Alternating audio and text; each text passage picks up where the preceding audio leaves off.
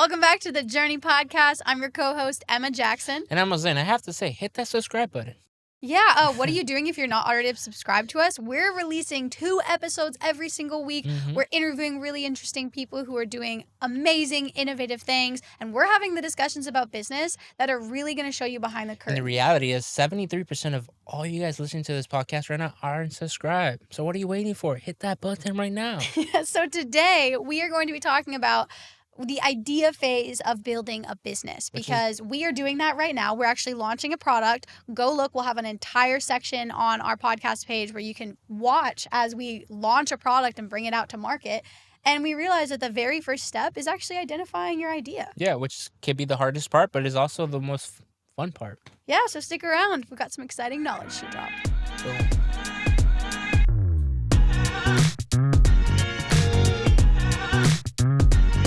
Welcome back to the Journey Podcast. Today we're going to dive into, all in March, we want to talk about the entrepreneurial journey and what it takes to actually grow and scale a business. And before you can get started with figuring out your team or refining your product or scaling it or any of that, you have to start out with what the heck is your idea. And so honestly, I want to talk to you, Jose, about what that initial stage is when you know you want to start a business, but you just don't know what it's going to be and what it's going to turn into. I mean, that's beautiful. But to me, the most important thing that we need to start with is understanding your skill sets.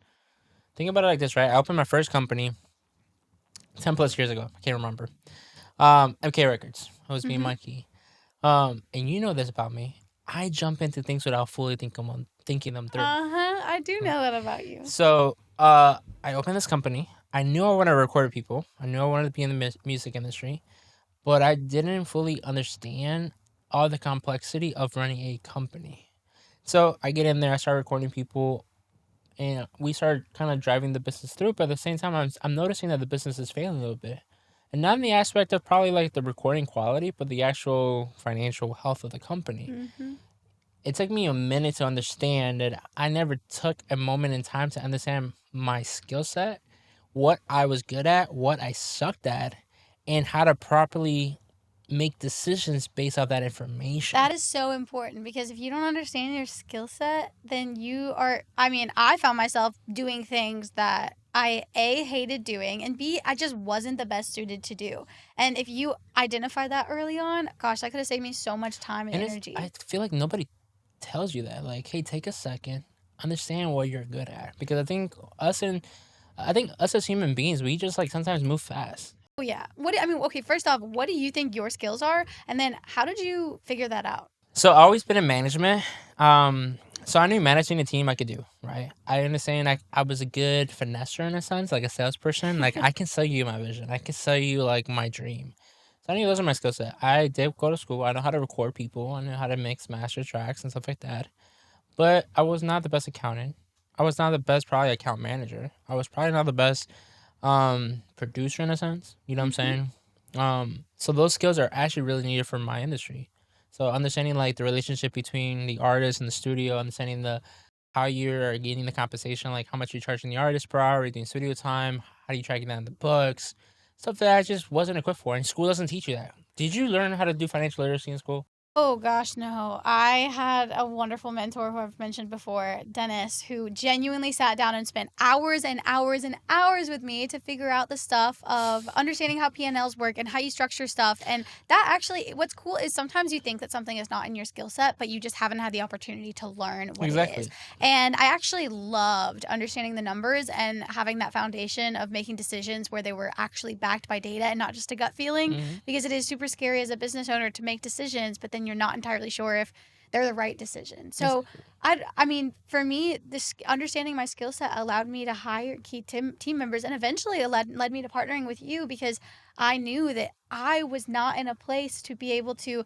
deliver the full creative force of everything that I had to offer and also do the operations of running a scaling business. No, that's the most important part in my opinion. Understanding what you're good at and how to hire outwards. You found me as a partner, right? I quickly found Neo to like do my accounting, you know what I'm saying? But I think that's the beautiful part of life, like just understanding what we're good at and kind of evolving that. You could we could take the approach of like, let's self-educate ourselves and then perform these duties. which that's not my kind of camp. Mm-hmm. I do like learning to a certain degree, Yeah. but I want to make sure that I hire the proper people to do that job at the level it should be done. I will say, I was the kind of person where at first I was like, no, I'll do it myself. I do it better and faster than anyone else. And that is the number one way, the easiest way to run yourself into the ground. And become the biggest bottleneck of your company. Yeah, and that's where the whole trap of, oh, I want to run my own business so I can do what I want with my time.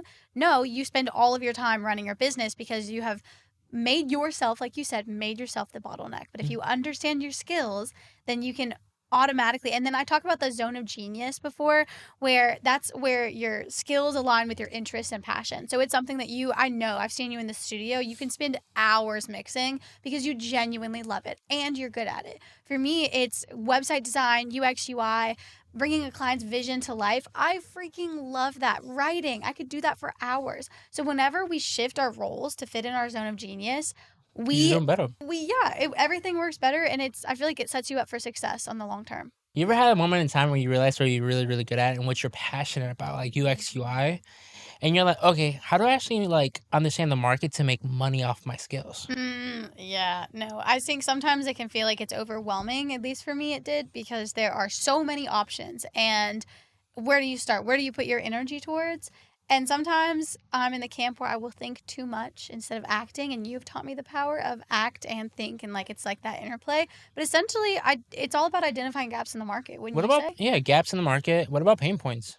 That's the easiest way to identify, quote unquote, a gap in the market. So I Because we go about it differently, I think. Yeah, well, for me, I go through my daily life, and I switched when I started to run the Idea Farm, and then I got into the whole world of business, which I had never once been in before, never thought my life would be me in the world of entrepreneurship. All of a sudden, I started thinking about things, every single thing, and could that be a business? Could that be a business? I like that. I like Right? that. So I'm a little different. I don't think about it like way. I think about it like, okay, let me talk to my boy Caleb. Let me talk to my girl Casey. Okay, what are your pain points? Like, if you go to the barber shop, what do you hate? If you go to your bakery, you like, what do you hate? Interesting. So you interview the people in your life and be like, okay, now tell me what you're struggling with. Because I was just thinking about it from my own perspective of like, I would go through life, and you ever do something and you're like, this is the dumbest process ever. Or why is this so slow? Or why does this suck? And I used to just be like, this sucks. I'm going to move on. But now I'm like, this sucks. That's a great business opportunity. But at that point, you're kind of like selling your skill set to make money. For me, it's kind of figuring out pain points of other people and how I can build a team to monetize that pain point.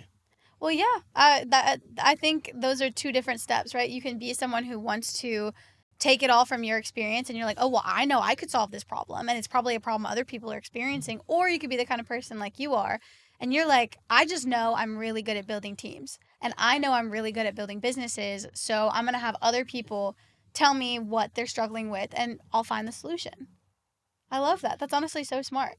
Your approach is 100% the same way, if you think about it. When you identify a quote unquote gap in the market, you understand pain points of customers, and you're like, I want to target this with, say, like the barbershop. Did you ever look at other barbershops in the area, your competition, or did you even look at what barbershops like you would love to be like?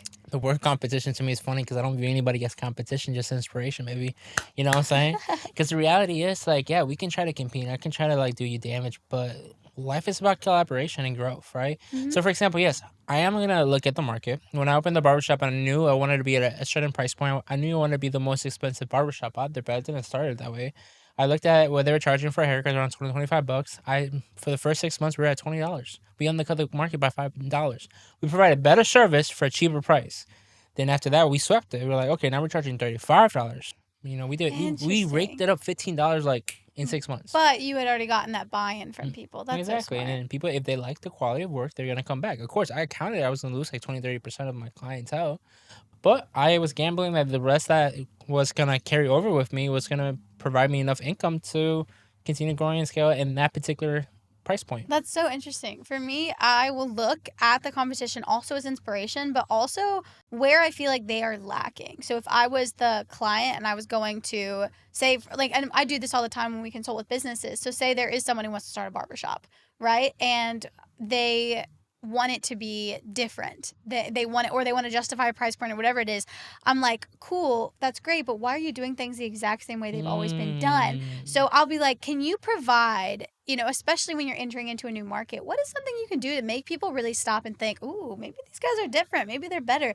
So with service, it's all about customer service. Can you do something to just one up, make that experience feel so much better? With a product, what can you do with the packaging? What can you do? All of that just makes you feel like, there might be something there. Remember that conversation we had in your office for our product? Oh, And yeah. you're like, so what makes this product you? And I was like, me. I was like, yeah, what makes this product like you? And I'm like, I never thought about it that way. That is super, super, super important. When in this day and age, it is easier than ever to build, launch, and scale a product. It just is, because we have the internet, we have all these resources available. But if you can find a personal thread, and if you can genuinely, because if you find a personal thread, then you're going to be like, yeah, this is important to me, but also I want to, like, for you, you told me, well, I have hair that is this way, and it doesn't really work for me, and I've found products and they haven't worked for me. And that personal story, that personal experience you have probably resonates with millions of other people that are just like you. And I like how you tie it back to the market. When we were talking, you're like, okay, this is the brand. This is what we're building. This is your identity. This is your passions, right? You love Puerto Rico. You love this. This is the vibe we're going to go for. But at the same time, we're solving this problem of your texture of your hair. What product best works with your particular texture? And the cool thing is, we know that there's lots of other people that have your exact texture. And so if we can solve that problem, then we can adapt to the market, and then go from there. Yeah. So identifying like our particular competition in that space, let's be real, there's hundreds of it. But the reality is that we're not trying to compete. We're just trying to have fun. Build a product that can scale, can grow. But I think the skills that are important is being self-aware enough to understand where we sit in the market. I think something you said just sparked something in me. So now that you know, okay, you find your idea, you figure out the market gap, but I think something that I did not know, and now it's like so important to know, is how do you actually value your opportunity? Figure out your opportunity value. That's so hard. I honestly didn't learn that until a couple years ago. Oh, first off, how would you describe opportunity value? I mean, that can mean how much money you're trying to make off the market. One, that could be one for you. Another one could be like how much you think your product's actually worth and the potential revenue you're going to get back to yourself. Ooh. A different one. I think at the end of the day, it's understanding your particular drive to building that business is going to give you the proper valuation. Well, this is interesting because with this business, the product that we're launching, the pomade, we essentially had to do that. And we run the numbers. That's I want to know, because you told me crazy. you ran the numbers, but I don't know what they are. Oh my god! So. I think we calculated. You came up with $1 billion. The world market number, which it's something like $900 billion. Yes. And then me and Caleb were in the office, and we were trying to figure out if we just want 0.01%, how much gross sales do we need to do a year?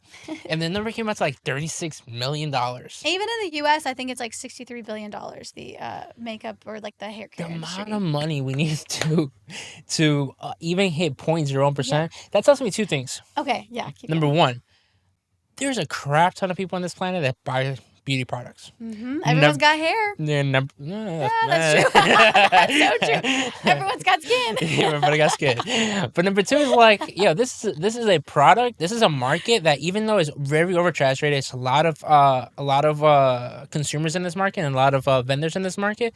I'd be happy with 1 million a year. That's less than 0.01%. But here's where I get it. So I think it's so easy to see this giant market and be like, oh gosh, where do we fit in? How do we make this much money? But no, you segment it down, right? So we segmented it down in conversations with you about your personal stuff, about what we wanted. First off, we want to do a pomade. So then it's like, we're not talking about the whole market. We're talking about the pomade market. Then we're like, okay, but we're going to do a pomade. We're going to make sure that it works well for my hair. And your hair is like Puerto Rican, that kind of style hair. And you're like, cool. So now our market's gotten even smaller.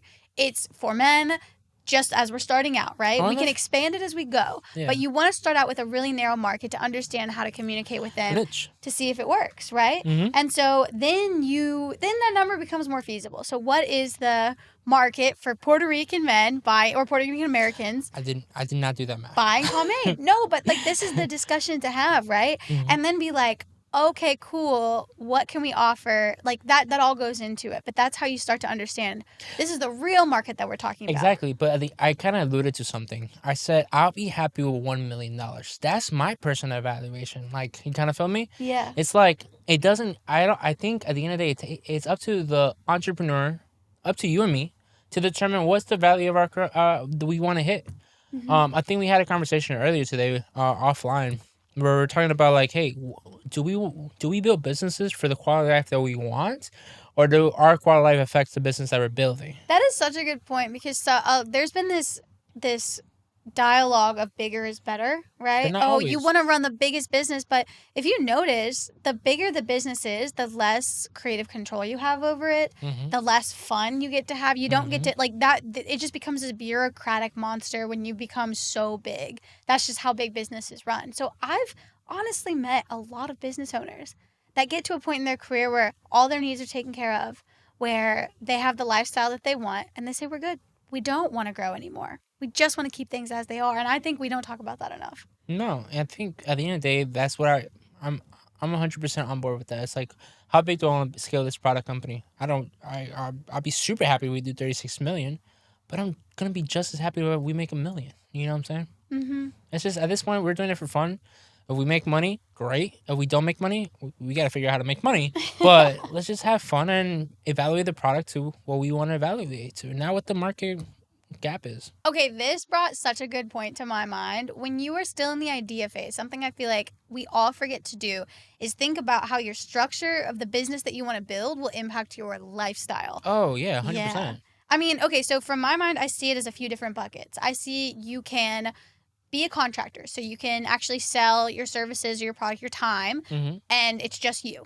Or you can do what we do with the Idea Farm. You can actually build a business where you might be at the head of it, but we have staff that executes things.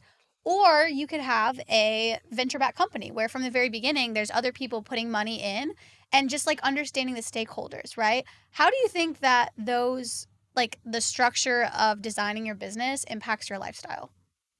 You hitting on the money. I think the contractor is I guess it gives you more freedom. For example, a contract you're not beholden to anybody. You don't have Yeah. employees that you have to feed.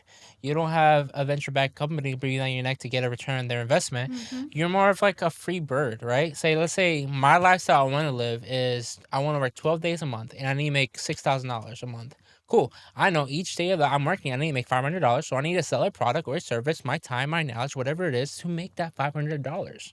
Once I hit the goal 6,000, the rest of the month I could be drinking margaritas, right? Honestly, I think about a graphic designer that we've worked with for like 15 years, whom I love to the end of the earth. And she originally was an employee with us years ago. And then Mm-hmm. she and her husband moved away and she started doing this as a contractor basis. And she's just chill about it. She's like, I do it because I love it and I take on as much work as I want to. But then every so often she'll say, we're taking a 2-week vacation here. We're going for a Exactly. month here. She and her husband and their family are actually moving to Dubai because they got this awesome opportunity. And she's like, cool, okay, well, guys, I may not have anything to do for the next few months. I may not be available. And And that's the she has freedom. that freedom And to that's do the that. freedom the contractor has because you dictate your time, your knowledge, your pay. You dictate everything, right? For us, our business is somewhat like that. We could dictate our time, we could dictate our freedom to a certain degree, but But we we are have a team that depends on us. exactly. If we don't sell, for example, if we don't get people to buy in our vision, then we don't get money to our team members and they have families to feed. So we're beholden to kind of our team members. Mm-hmm. Um, a venture backed capital company is beholden not only to the team members, but then to the investors. So that individual that's running that company, right? That CEO of that company, he's like, okay, I got pressure because I need to make a return on investment. So now my time is committed to this project 100%. Now, not only my time, my labor is committed. So I have to function sometimes, do the labor myself to make sure the teams are running appropriately.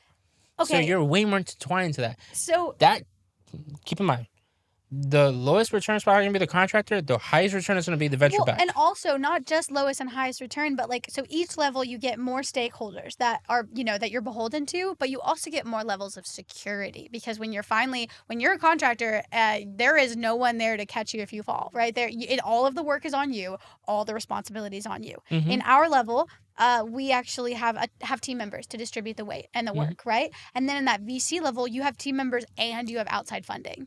Right, and you have that cushion now. With But that that comes responsibility. and you can lose control of your company like an instant. If you make a Mm-hmm. bad decision, if the board doesn't have faith in your decision making abilities or the direction of the company, you're out. And you can't say nothing about it. You can own Yeah. shares, but you can dilute the shares. You can restructure the shares. Like it's you. The reward is there, but also the risk of losing everything that you built. It's gone in an instant. But it's so important, right, to while we're in this idea phase To figure out what you want. Figure out what you want, at least right now, right? I remember you've told me at some point you should really only think about things in, 6 months to a few years, because you can't think beyond that. We don't know what's going to happen. I love the way we structure a company. I don't want to be a contractor. I don't want to do my own labor. No offense to anybody. I've done that before, and it burns you out. Yeah. I love the fact that we have team members that we have to sell. I am not so happy taking a lot of VC funding, because at that point I was like, I'm losing control of my soul. I'm losing control of my abilities. And yeah, can I deliver? 100%.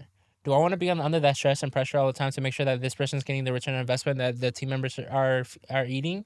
No. Would I rather take a loan out versus buying shares in my company? 100%.